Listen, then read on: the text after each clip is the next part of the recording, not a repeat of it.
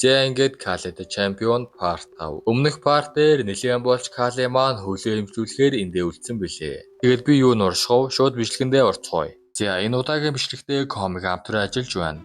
Эзэн зүйлсийн хаан хойдог байсан дагуулсан дуусны дараа хаан Синтигээс бүн 1-р анхуу Филописыг хаанд өргөмжилжээ. Эзэн зүйлсийн хаан болсон Филопис өөрийг нь эсэргүүцсэн ямар ч нэг бүр нэг цусны хүн ч үсэ хамаагүй үгүй хийж түүнийг хүч авах үед 7 анхуугийн 4 нь ам өрөвдсөн. Эзэн зүйлсийн эсрэг бослого өдөөсөн 2-р анхуу Калигийн гарт Филописийн тушаалаар ам алдсан. Ихтэй хүмүүс түүнийг зэрлэгүүдийн гарт алуулсан гэж ярьцгаадаг. За энэ бол өнгөрсөн 2 жилийн хугацаанд болсон үйл явдлууд. Тэгэхээр манай Кали ганц биш бүхэл бүтэн 2 жилийг эзэн зүйлсад Филописоос болоод өнгөрөөсөн гэсэн үг. Харин одоо цаг. Чи надад эхлээд 1 жил гэж хэлсэн. Би чамд тархитуулж ханлаа гэд манай Кали 2 жилийн дараа орноос явахаар зогсож байгаа нь энэ. Эзэн хаан Филопис тэгээд чамайг үлдэнэ гэж бодсон юмсан. Ямар харамсмаар юм бэ гэж хэлээд босол Калиг маань эндэ байлгах хүсэлтэй харагдаг. Калиш тэгээд юугаар яриад байгаа юм хүнтэй гэрлээч гэсэн. Филопис дараагийн хаан болох үнийг хааны цусаар биш хүчрэхэг оюунлаг байдлаар нь сунгах юм гинэ. Тэгэхээр өөрөө хүнтэй гэрлэхгүй гэсэн үг. Калич бүх зүйлд чинь сайн сайхныг хүсьегээд гарах гэтэл Филопис хүлээгээрээ Кали. Энийг миний зэрлэгийг хүлээж авсан элч нар л авдаг юм. Энийг авснаар чи эзэн дуулсын нэг төлөөлөгч болно. Гэсэн үгээд нэг юм тэмдэг өгнө. Энэхүү тэмдэг хожим хойныг өдөр хэрэг болох юм шиг байгаа. Бас нэг хэлэх зүйл бол манай Кали хөлөө эмчлүүлэхдээ огт мэдээ алдуулагч ашиглаагүй. Яагаад гэвэл эндхийн мэдээ алдуулагч нь тархинд муугих яриа байснаас болоод тийм шийдвэрийг Кали сонгосон гэж байдаг. Өмнөх партер Филопис Калиг чи хээ юм гэж шалгаагаад байсан да. Тэрийг эмч Жон маань болохоор хэлэх цаг нь одоо биш гэж бодож байна. Гээд энэ хоёрын өөр ертөнцөөс ирсэн нь нууц хэвээрэл үлдэж байгаа юм байлээ. Манай Кали чинь Филописийн даалгавруудыг амжилттай биелүүлж хөлсний алуурч хийснээс гадна тулааны зааварлагчийн ажил хийсэн. Эднэр бол сүүдрийн цэргүүд гих Калигийн шавнар. Филописийн удирдлага дур ажиллана гэсэн үг. Тэгээд шавнар нь Калиг явахаас өмнө та бие бодоорой. Бас энэ бэлгийг хүлээн авна уу гэж ийм сэлэм гардуулна. Кали болохоор намайг сэлэм ашигладаг гэж мэднэ үстэй. Бас наадах ч үнтэй харагдаж байна гэсэн ч аваад хэрвээ би дараа нь хүүхэдтэй болбол гэр бүлд өв залгамжлуулна гэж хэлээд бүгдэнтэй салхиос хийвэ. Нэрээ тийм Скандер байлдан дагуултанд явчихсан эзүү байгаа. Тэгэхээр Скандерыг тооцвол бүгдэнтэй салхиос хийсэн гэсэн үг. За ингээд Кали эзэн дуулсаас нутаг руугаа буцах аялалд гарлаа. Мэдээж одоо хөл нь ямар ч асуудалгүй болсон. Тэгээд явсаар эзэн дуулсын баруун хязгаарын ард зангих хотод ирлээ. Энэ хот өмнөд хэдлэлээрээ алдартай юм гинэ. Манай хүч нэгийг азаад авчиж өгвөл гоё бэлэг болох байх гэж бодоод ирхмээ. Арзаны айл дэлгүүр нь хамгийн сайн үнэч чулуутай юм бол гээд нэг өвгнөөс асуусан. Бүгдээрээ л сайн. Би нэг онцгойг авмаар л та. Чи тэгвэл дуудлага хуралдааны байшин сонирхоод үз. Энд дандаа 2 дугаар зэргийн чулуунууд зарагддаг. Гэж огцом өөрчлөгдөнө. Тинхүү тэнд нь очсон. Хөөе, чишээ шууд орж болохгүй. Бас чи ядаж 2000 гил төлөх ёстой гэдэг. Манай хүч одоо би орж болох уу гэж мөнгөө харуулад орно. За энэ удаагийн бичлэгтээ комик амтраа ажиллаж байна. Комига бол монгол хэл дээр манга махуа вебтүүнийг дуу дүрсний өндөр чанартайгаар унших боломжийг олгосон орчин үеийн аппликейшн. Чанартай учраас уншихад тухтай байлгүй яхав. Одоогоор 70 гаруй гайхалтай бүтээлээс унших боломжтойгоос гадна бүхлээр нь үнэн унших боломжтой 5 гоё махуа байгаа. Мөн босод махуаныхаа эхний 30 бүлгийг айд үзээд үнэн унших боломжтой. Бас зураг дээр реакшн дарж болгоороо илүү бодит мэдрэмж төрүүлнэ. За тэгээд орох линкээр орж комигаг татаж аваад монгол манга вебтүүнээ аль нэрхтэйгээр уншаарай. Үлээсэнд баярлалаа та бүхэндээ. Энэ бол оюун кулерсний ажилсан Улаанбод марк. Харж угаачлан энэ үнэт чулуу улаан тод өгнөөсөө болж хамгийн өдрөөр үнэлэгдсэн. 50,000, 10,000, 15,000. Энэ маягаар өссөөр 25,000 болов. 25,000 дээр тогтлоо. Үүнээс цааш байна уу? Гэх үед 30,000 гэлдгэж Калигаараа өргөнө. Тэгтэл нэг нөхөр 33,000 болгочноо. Энэ хүн нь хаан туйлсын хамгийн баян язгуурт юм гинэ. Нэр нь Конт Волмар. Үүнээс тааш байхгүй юу? Байхгүй бол гэхэд Кали заавал өөрийн болох гээд 40,000 гэлд гисэн. Нөгөө язгуурт нь ч 45,000 гэлд болгочдөг. Уучлаарай. Би нэг их нэртэй өгнө. Чи өөр газараас айртай үндэ бэлэг хайчтэй. Тэгээд манай Кали авч чадсангүй. Уг нь азаад төгс бэлэг болох байсан юм. Өөр үнэч чулуу хайхаас гээд явж байсан. Эдэн зэвэрхөө хувцалсан нөхдүүд манай үнийг дагаад байна. Тэгснээ бүр хөөе чи Хаанаас тийм их мөнгө авсан? Энэ үү? Тийм ээ. Чи наадхаа хэн нэгнээс хулгайлсан бололтой. Бид наадхыг чинь чамаас аваад эзэндээ нөгөнө гэж идэг. Кали дотроо намайг дуудлага хулдаанаас дагаад ирсэн гэж үү? Сайхан шалтгагүй. Яаж язгууртан дээрэмж шиг үйлдэл гаргадаг үлээ гэж бодоод тэр эдийг нааширцгаа гэдэг. Нөгөөд нь тэгээд манай өнөр сүрхийг гүйцгэж байсан. Манай Калид нислээ зөхүүлээд ер нь юм болцоодгүй. Үнөх банд болохоор чи намайг хэн гэдгийг мэдхүү. Би язгууртан шүү. Гэт Калид алгадуулнаа. Угаасаа дүрс гэж байгаа нь ойлгомжтой байгаа штэ. Манай үн тэрнийг эмтгэх мөн бол Конт Волмарын талаар мэддэг бүхний хэлгэж шалгаасан. Конт Волмар бол зүгээр л баян хүн. Түүнд аавтайгаа адил хөсөл тэмүүлэл чадвар байхгүй. Тэр бас аялах дуртай. Наад мэдээлүү чи надад ямар хэрэгтэй юм бэ? Өөр хэрэгтэй юм байна уу? Тэр бусад язгууртнуудын адил бокс дуртай гэж Кали хэрэг болох юмаа мэдэж авнаа. Харин Конт Волмар гэртээ очсон. Би тэр 8 чемпиондаас болоод буцноосоо илүү зарцуулчлаа. За одоо авцсан юм чинь яах вэ? Гэтэ хэнд өгөх хүлээгээд байж байна. Үнэхээр өгөхөнгүй байсан бол яах гэж авдаг юм дээ. Тэр үеэр нь чимээ гараад тантай төр уулзаж болох уу гэд Кали өөрийг нь олоод ирсэн байдаг. Волмар тэгээд сонирхолгүй байна гэд орох гэсэн Кали та бокс дуртай юу гэж асуугаад байдлыг өөрчилнө. Тэгэд манай Кали Улаанбаатарыг чулууг хүсэж байгаагаа хэлэхэд Волмар чамд 4,000 гэлт л байгаа юм шиг байна. Чамд үүнийг 5,000-аар зарна гэвэл чи яах вэ гинэ. Тэгсэн Кали би нодоргаараа 5,000 гэлт төлье. Би таны нэрэн дор тулаалдъя. Нэг тулаан нь 1,000 гэлт. Хэрвээ би нэг л ялагдвал танд бүх мөнгөө өгөөд болъё гэж манай Кали нэлээд эрсдэлтэй санал тавина. Кали бол өөртөө итгэлтэй байгаа л да. Угаасаа өөрөөр яаж хийх зүйлгүй язгууртуудыг зугаацуулах вүлээ. Энэ санал Конт Волмарт яг л таарсан бололтой манай хүнтэй танилцаж тохиролцоонд хүрдэг. Тохиролцоонд хүрснээс 2-7 хоногийн дараа Кали тусалдахаар болсон байна. Зарим нэг язгууртаа чиний нэр дор боксчин тололтоо гэлөө би хармаар байна гэж байдаг. Волмар энэ бол уйдагаал гарах зүйл. Гэтэ тэр Арсены хамгийн хүчтэй боксчинтэй таарчгаж тэр ялагдвал би алдах юмгүй л дээ гэж бодож байдаг. Энэ үеэр Кали талбартаа гарч ирлээ. Боксийн тэмцээнд ороогүй нэлээд удсан. Харин түүний өрсөлдөгч харахад ногооно шиг өндөр биш гэлээ урт мөчтэй туршлагатай гэхээр боксчин байна. Эхэл энэ шаргал ус турдан юм. Намайг ажиглаад чох шиг яасан эвгүй юм бэ. Манай хүн бол ойртох хэрэгтэйгээ тулах гэсэн аргачлаа зайгаа барилгүй зөхөөд байдаг. Ингүүл ч амархан шүү.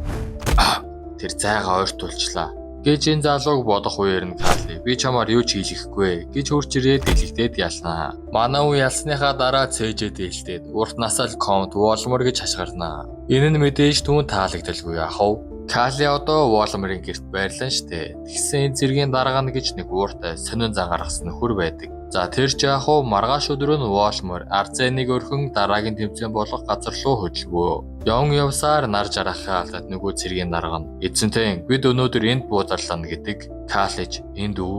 Цэргийн дарга өөр газар олъё. Энд хитэн талдаа ой модтой сарны тусгал сайн тусахгүй бас нар арай жаргах болоогүй байна гэсэн. Чамд ямар хамаатай эндээс холцоо олдоогүй ойгоо үсттэй маргааш явна гэд эрс эсэргүүцнэ. Манай хүн болохоор би ямар нэг онцгүй мэдлүү гэж бодоод өнгөрнө. Шөнө нь Калиг унтж байсан. Хол бай. Хол байгаарай. Юу их гээд байгаа юм гэд Конт Волмарын хашгирах чимээ гараад манай хүн нойрносоо сэртэл. Би чамд өв санаагүй л дээ. Чи азгүй байна. Гэд ард нь алах санаатай зогсож явахлаар давуугаараа сарниулаад ганц цохоод унгаадаг.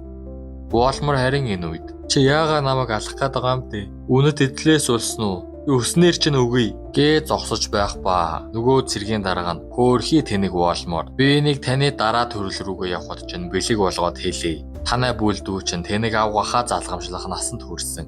Эхлээд би наадахыг чинь аавна гэд амар муухай урагч байсан байдаг. Юу? Яаж миний өөрийг хүүшгээ өсгсөн хүүхэд? Би итгэж байсан хүмүүсийн гарт алуулах юм гэж үү? Гэж Волмарыг бодож явах үед чулуу нисж ирээд. Чи наад өнөд чулуу авах юм бол асуудал орно шүү. Эхлээд би тохирчсон байсан гэж Кали анхааруулад яалтчгүй зэвсэг хэрэглэхээр болно. Манай хүн тэгээд ирснийг нь цөм зөхөөд Конт Волмар та амьдрмаар байна уу? Тийм бол нааша гараад ир над руу гүйе гэж хашгирсан. Би чадахгүй. Кали тэгээд дотроо хэрвээ тэр гарч ирэхгүй бол би эндээс бүхнийг аргална гэж хэцүү гэж бодонгуудаа хэрвээ амьдрмаар л овол хөдөл Волмар нанаасаа гараад ир гэж дахин хашгирлаа. Уолмор өдийг хүртэл энэ амьдралдаа ямар ч саа дутуур асуудалгүй. Өвгдөц болон аавхаа бэлдсэн бэлэн замаар юунд ч өөрийн хөдөлмөрөөр хүрээгүй нэгнээр амьдарч байсан. Калиг хэлсэн үг ийм маягаар удаан амьдарсан түүний зүрхийг сэтэлж өөрийнхөө төлөө хөдлөх зориг нь болж Уолмор Кали руу тэмүүлнэ. Нөгөө дарга нь "Тэнгүүд тэрнийг зогсоогооч" гэд Уолморын баруун гарыг цавчаад хаянаа. Кали намайг авраач гуйж байна. Эзэн минь та гайхалтай нэрхтэй юм. Тэр цус алдаж өгөх нь байна. Эндээс сурд явах хэрэгтэй. Нөгөө дарга нь гэсэн. Алдаж болохгүй шүү. Харав. Гэсэн Кали бүр эргэж хараад тэдэн сумнаас нь цохиж хамгаалаад цаашаага гүйж гарваа. Нөгөө харавсан цэргүүд нь ч бүр гайхалгүй яхав. "Битгий таг зогсоод байгаач. Хойноос нь хөө. Тэднийг барь" гэж муур хулгануулаад 3 хоног өнгөрчээ. Манай хоёр ардаасаа сүүл дагуулахгүй гэж тухтаад элсэн цөлд ирсэн байдаг. Элсэн цөлөөр дамжиж нутаг буцъя гэж удсан. Ийм амар хаалтаг гэж хэн мэдхүү? Ингээд буруудлаа. Чи одоо энийг авч болноо. Хэрвээ та ингэж шалчих ирж үчтэй авал чимээг болоод наадхаа алхахад ашигла. Ингээд охин бол нэрнгээсээ өргөчн шүү. Ингээд энэ хоёрыг байж байсан гинтийн зүйл болж баахан морьтой овгийн хүмүүс гараад ирнэ. Бас улоогүй ардаас нь үртэл. Манай хоёр хэлн ойлгохдохгүй хүмүүс төслөгдлээ. Хамгийн ажиргалтай нь эднэр хоол ордайлж байдаг. Уолмор бол биднийг таргалуулаад дараа нийтэх үү. Энэ цөлийн омгийн хүмүүсийг махчин гэж ярьцгаад юм бэлээ. Тэм цуу яриа байдаг. Калемон бол эхлээд идчихөө л гэж байгаа штт. Тэр чинь юу вэ? Тэгээд тэр дээр нь модон цуулбар байдаг. Энэ уугуул нь хан, дэхан гих ба эднэрийн дахин шүтдэг шүтэн нь бололтой. Хэдэн хоног өнгөрч манай хоёрыг тэднэр хоолоор дайлсан хэвээр. Уолмор би яаж ингэж үргэлжлүүлээ амьдрах юм? Ханлаа гин. Харин Кали түүнийг аргадаж энийг даван гарнаа. Зөндөөлнө гаргүй хүмүүс байгаа. Үг чамтай адил хүчрэх биш шүү дээ. Гэтэ би хүчрэх төрөөгүй шүү дээ. Энд ч төрөнгүүтээ шууд хүчтэй болдгүй юм. Та эзэн дулсын хааныг ихийг хэвлээд өгөх гэж байсан гэж мэдхүү. Эзэн хаан ч вэ, боолч вэ, бүхэн атгсан гартай төрдөг. Бас та зүүн гартайгаа байна гэж хэлээд дуустал нөгөө омгийнхан чинь чанга дуугарч орж ирсэн. Манай хоёрыг гаргаж шидэв. Калигийн дагж руу юмар цогчдөг. Хаашин ч авч яваад байгаа нэг агуу өмнө авч ирснаа. Өөртөө гүг шахуу яваад өгөх юм аа. Агуугаас нь хачин чимээ гараад манай хүн сэрэхгүй болохоор Уолмор л ямар нэг зүйл хийх ёстой болчихж байгаамаа. Тэгээд нар гарч Калиг ухаорсон. Уолмор мань хүнийг аврахын тулд олсыг нь шүдэрээ баахан мэрцэн байдаг. Калиг энд өөхөх нэг юм биш хурдан зүгтаарай гэж л байгаа юм л та. Кали болохоор танд баярлалаа конт Уолмор. Гээд босоо зогссон тэр агавгаас нь амар том гөрөл гарч ирнэ. Зүгт Кали юу утгагүй юм ярина вэ? Энэ бол зүгээр л нэг сармагчаа. Гээд Кали том бас соёотой болохоос энэ чинь зүгээр л сармагчаа штэ. Махчандаа л адил хүчний зөрүүтэй байх нь гэж бодоод тулаан эхэлнэ. Мэдээж маратандаа зайлмэлэр үзэхгүй бол яаж барахав? Илс шороо нүүрлүүн цацаад Кали нүүрлүү цогсон хамраасан жаахан л цус гарлаа. Тэнгүүдээ манай үнийг барьж аваад агуургаа буу яс руу шидчихдэг. Ядж явахад Калигийн нуруунд яс зоогдсон. Удаа тусмаа л барахгүй болох нь нөгөө сармагч нь тэгээд манай үнийг гартаа яс барьсан байгааг хараад дайрахгүй ч ах шиг. Кали тэгээд гүйж очиж гарнаас нь бултаа дүрх гэсэн зоогддгүй. Нөгөө ясаа хаяад 2 гараараа хатгаж чаднаа. Кали тэр яаж?